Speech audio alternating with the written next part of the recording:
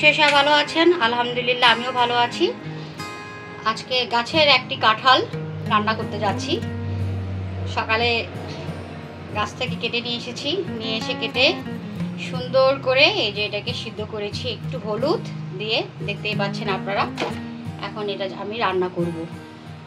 একটু লবণ আর হলুদ দিয়ে একটু সিদ্ধ করে নিয়েছি।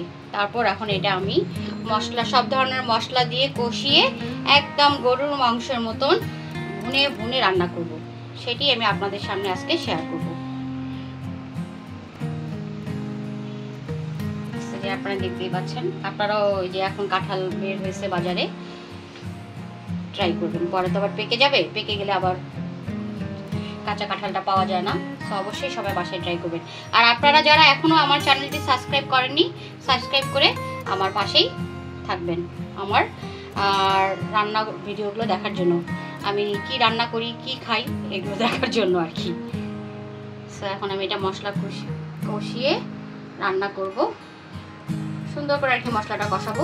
সো আপনারা দেখতেই পারবেন। পরিমাণ মতো তেল দিয়ে দিলাম কড়াইয়ে। যেটা পেঁয়াজ কেটে নিয়েছিলাম কিছু কিছু করে সেটা দিয়ে দেবো। দুটো তেজপাতা, পেঁয়াজটাকে একটু ভেজে নিব। পেঁয়াজটাকে একটু সময় নিয়ে ভেজে নিব।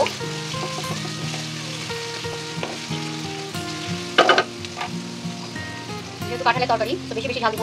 দেখতেই পাচ্ছেন আমি বেশ কতগুলো মরিচ কেটে নিয়েছি, দিয়ে দেবো। কাঁঠালের তরকারি একটু ঝাল ঝাল না হলে ভালো লাগে না। সুন্দর করে আর কি মশলাটা কষানোর পর দেন আমি যে কাঁঠালটা সিদ্ধ করে রেখেছি সেটা দিয়ে তারপর আমি একটু সময় নিয়ে আর কি কাঁঠালের তরকারি আর কি মাংসের মধ্যে অনেকক্ষণ ধরে কষাইতে হয়। তো অনেকক্ষণ ধরে কষাবো আর কি, তারপরে দেখতেই পারবেন। তো পেঁয়াজটা মোটামুটি ভালো হয়ে গেছে।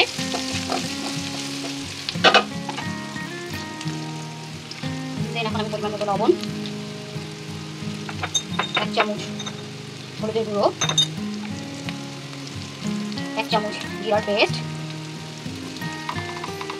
1/2 টেবিল চামচ গরম মশলা পেস্ট। এখানে আমি একটু আদা রসুন আর একটু গরম মশলা পেস্ট করে দিচ্ছি।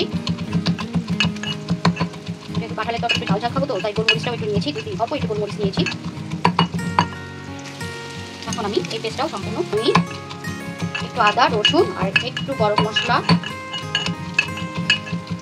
পেস্ট করে নিচ্ছি। যেহেতু কাঁঠালের তরকারি একটু ঝাল ঝাল খাবো তো তাই গোলমরিচটাও একটু নিয়েছি, অল্প একটু গোলমরিচ নিয়েছি। এখন আমি এই পেস্টটাও সম্পূর্ণ দিয়ে দেব। দিয়ে খুব ভালো করে সামান্য পরিমাণে একটু গরম পানি দিয়ে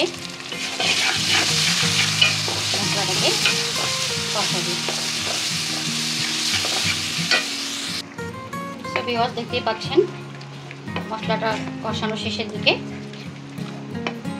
এখন আমি এই সিদ্ধ কাঁঠালটা দিয়ে দেবো। কাঁঠালটা কিন্তু অল্প পরিমাণে একটু লবণ আর হলুদ দিয়ে আমি সিদ্ধ করে নিয়েছি, যেটা আপনারা দেখেছেন। সো দেখেন কষানো শেষ। এখন আমি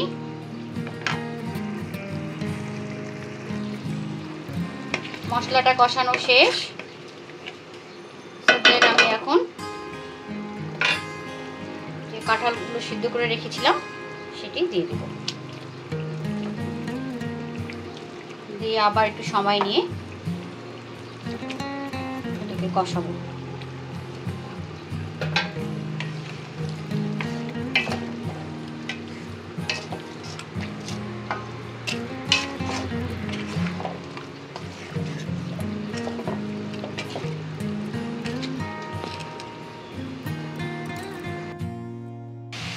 তো ভিউয়ার্স যে আপনারা দেখতেই পাচ্ছেন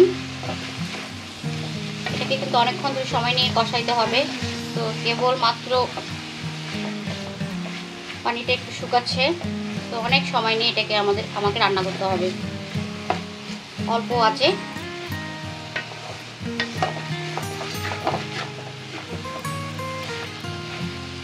কাঁঠালের সিজন, কাঁঠাল খাবো না তা আবার হয় বলেন? একদম এটাকে কষাতে কষাতে একেবারে লাল কালার হয়ে আসবে।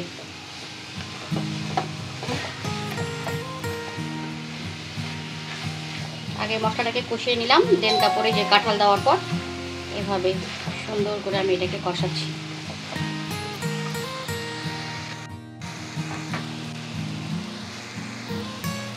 তো ফাইনালি কমপ্লিট আমার কাঁঠালের তরকারি। এটা দেখতেই পাচ্ছেন আপনারা, অনেকক্ষণ সময় নিয়ে এটাকে আমি কষালাম। তো আমরা এইভাবে এরকমই খাই আর কি, গলা গলা কাঁঠালের তরকারি। আপনারা চাইলে এটা একটু ইয়েও করতে পারেন, দ্যাটস মিন আর একটু গলা গলা না করে মাংসের মতন আর কি একটু শক্ত শক্ত বড় বড় ঠুমা করে করতে পারেন, বড় বড় পিস করে। গরম গরম ভাতের সঙ্গে খেতে ভালোই লাগবে। তো আপনারা যারা আমার চ্যানেলটি ফলো করেন, আমার ভিডিওগুলো দেখেন, অবশ্যই সাবস্ক্রাইব করবেন, বেশি বেশি লাইক করবেন, শেয়ার করবেন। আজকে এখানেই শেষ করছি, আবারও দেখা হবে নতুন কোনো রান্নার ভিডিও নিয়ে। আল্লাহ হাফেজ, আসসালামু আলাইকুম।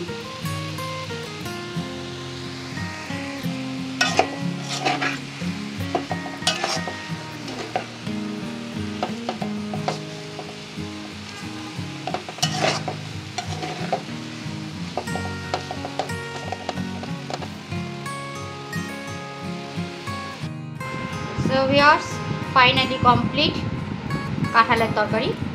এটা দেখেন একদম পানি শুকিয়ে ঝরঝরা করে তৈরি করেছি। তো এখন একটু ভাত দিয়ে খেয়ে দেখব কেমন হয়েছে।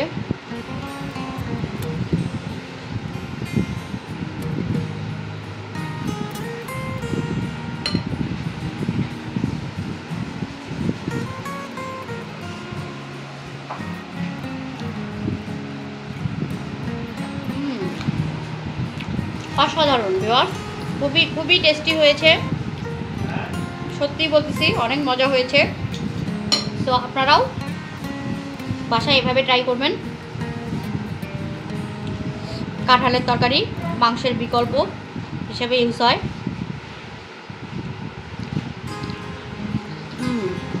অনেক মজা, সঙ্গে লেবু নেবেন।